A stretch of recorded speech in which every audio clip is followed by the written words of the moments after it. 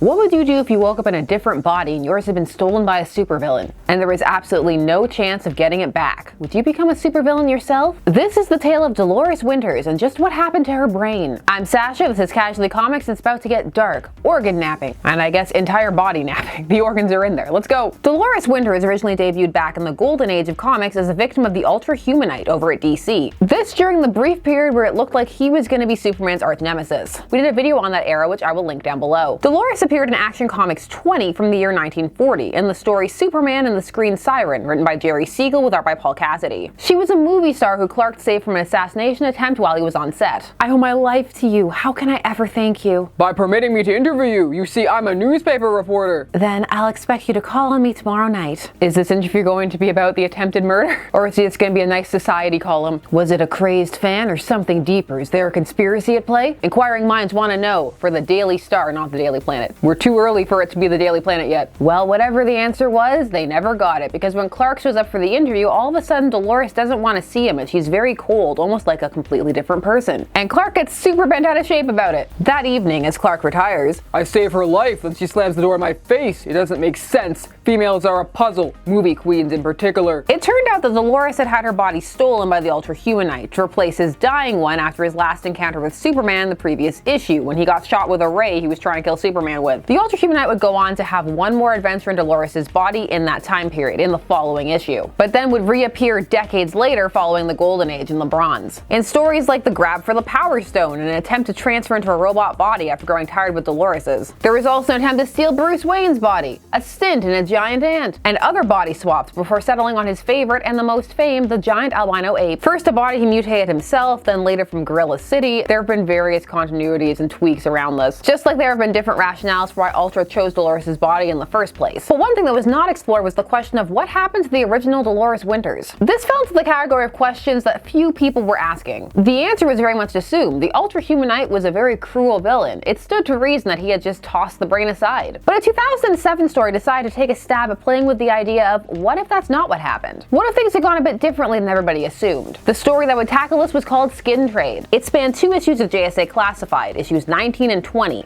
It was written by Scott Beatty with art by Rags Morales. JSA Classified was a series that ran from 2005 to 2008. It lasted 39 issues and would spotlight different members of the JSA, and they would have short story arcs. Issues 19 and 20 were a Doctor Mid-Nite story, this being the third Doctor Mid-Nite, Peter Cross. He also went blind and was able to see in the dark, and when that happens you get an owl sidekick and become Doctor Mid-Nite. The original Doctor Mid-Nite had an owl sidekick before it was cool. Or maybe it was already cool. Maybe just having an owl beside you was always cool. Also, yes, this third Doctor Mid-Nite was also a doctor. He should have a Scandinavian accent. I'm debating whether or not I'm even going to attempt that. We'll see. Issues 19 and 20 are playing at being a gritty neo-noir type of tale. A mystery about organ napping, which for some reason Doctor Mid-Nite does not believe in. That's the part of the story you're gonna have to suspend your disbelief the most for. Him for some reason not believing that this could be happening. Kidney napping, huh? Merely an urban myth, as I said, and one that is medically impossible. There are a few vital organs or systems the human body can live without, Mr. Why does he not believe in this? It's so hard to get behind that in a universe where there's ghosts and aliens. Of all the things in this universe to think are an urban myth, why? Well, in this story, it's most definitely not an urban myth, and there are metas that are having their body parts stolen. Like Argus here, who had his eyes stolen. Thanks to that urban myth you don't believe in, I don't have any. Dr. Mid-Nite is led through a horrific scene of metas who have been mutilated. Wings missing, arms. In the case of Ice Maiden, she's been flayed alive. Whoever's doing this flayed poor Ice Maiden alive. We're struggling to heat this hydration room past absolute zero, to keep her autonomic nervous system from freezing her solid as some sort of defensive posture. Well, after seeing all of this, Dr. Mid-Nite is on the case, and so are his narration bubbles. He's trying to figure out who would be able to traffic in metas and decides to check out Roulette, because she runs the underground meta-human fighting ring, and not all of the people there are there willingly. Dr. Mid-Nite. I'd expect this sort of oogie-boogie entrance from someone like Batman.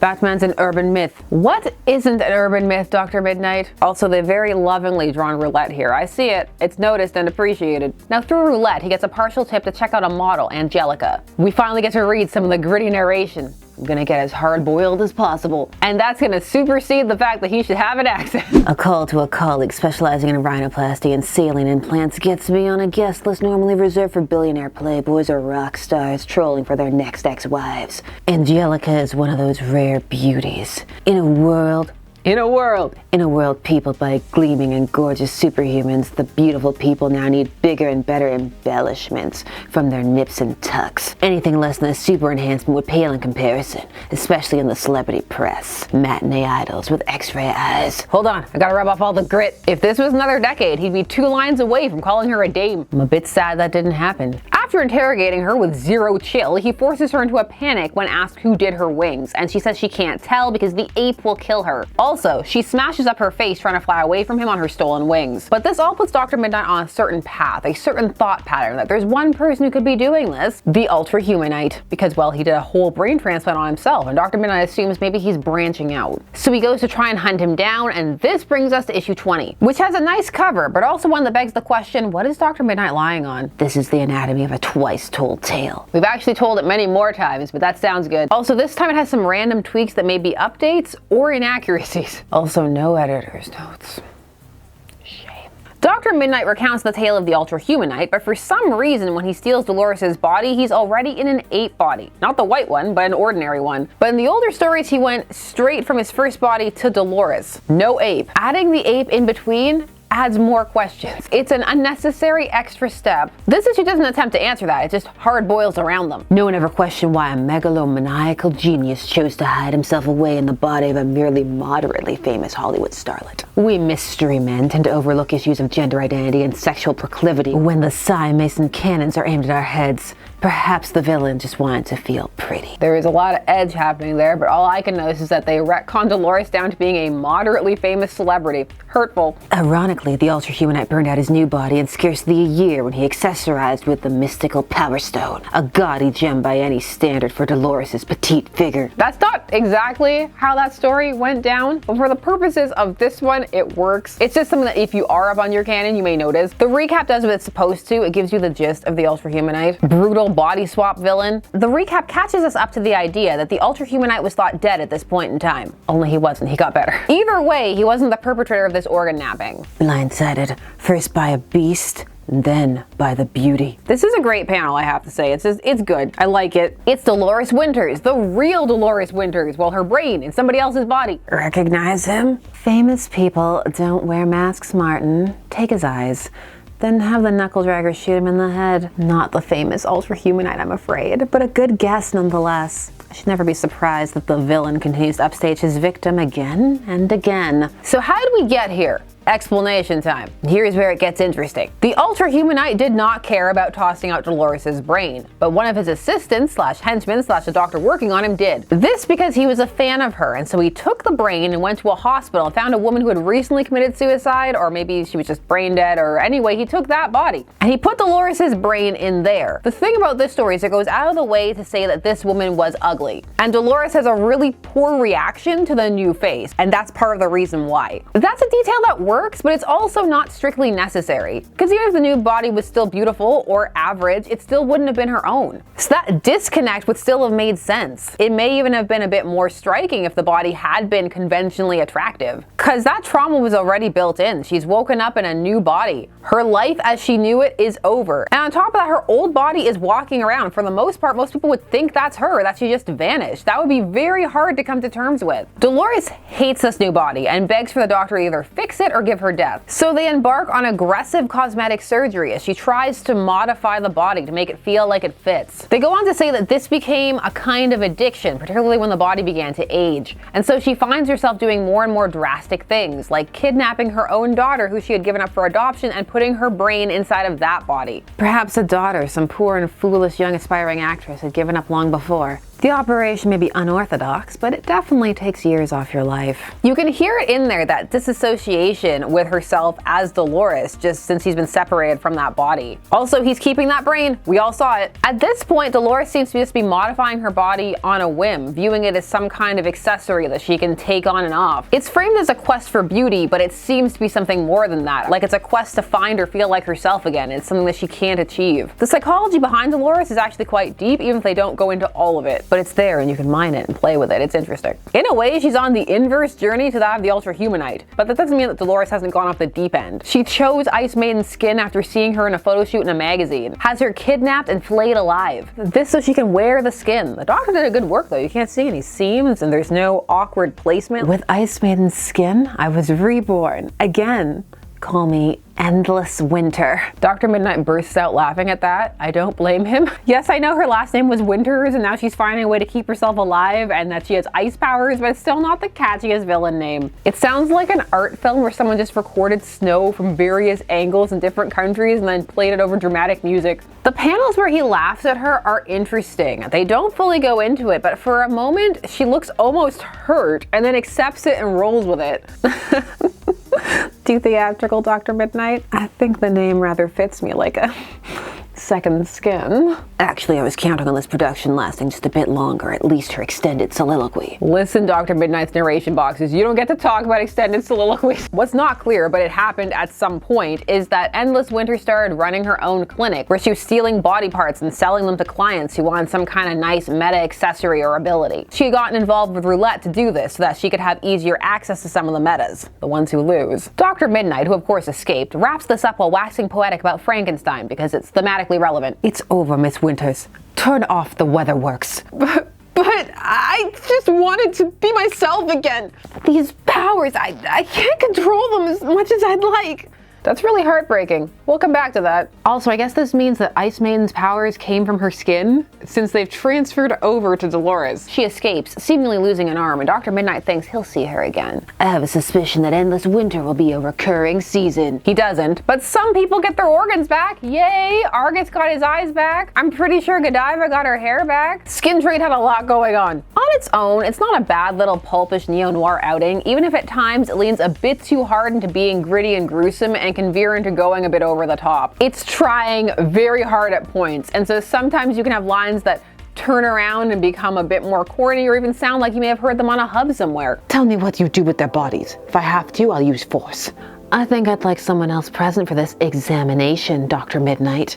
Have you met my valet? Gonna pound you good, hero. Well, you're going to pound me well. Everybody in this needed to work on their phrasing. The time frame is a bit wonky in terms of how these kidnappings and clinic would have been established in the Rise, and the story does do some tweaks to the Ultra Humanite's history just cuz. But on the whole, it's an entertaining and interesting story that introduces some intriguing concepts, especially for a story that was answering a question that few asked. There's a complexity to Dolores, and some of it is brought forward even if not all of it is fully explored. Like the fact that she's doing this even though she's constantly in pain and has to take medication forever to stave off rejection, but still finds it worth it. How she views the Ultra Humanite. How secure is she really now in her daughter's body wearing somebody else's skin? The fact that she was an actress, so how much of this was her genuine feelings and how much was acting? There were things that could have been explored in the future, but at the same time some of the things that were set around the premise had a bit more seeming staying power than Dolores herself. Like the secret meta organ trading clinic. I had to decide what order to put those words in. Dolores feels like a character who could come up for an interesting story arc, but not necessarily a character with long-term staying power. Maybe she could have settled into being a background character, either running this clinic, or she may have run the risk of becoming campy and over the top. We already have Ultra out here swapping bodies, although an encounter between the two, especially after he jettisoned her body, either because he wanted to or because he had to, depending upon the continuity, could have been very interesting. The thing is, despite how interesting Dolores is, this story also wouldn't have been bad if Dr. Mid-Nite's first assumption had been correct, if it just had been the Ultra Humanite, and that still would have been surprising because it would have been a bit of a twist on his MO. You wouldn't have had to change anything except perhaps give Ultra a rationale that was a bit more grandiose given the scale of things he usually tries to pull. This would have been a bit of a lower level thing for him to be playing with. And the misdirect away from him is fairly cheap, with Angelique saying the ape because the assistant had ape-like attributes.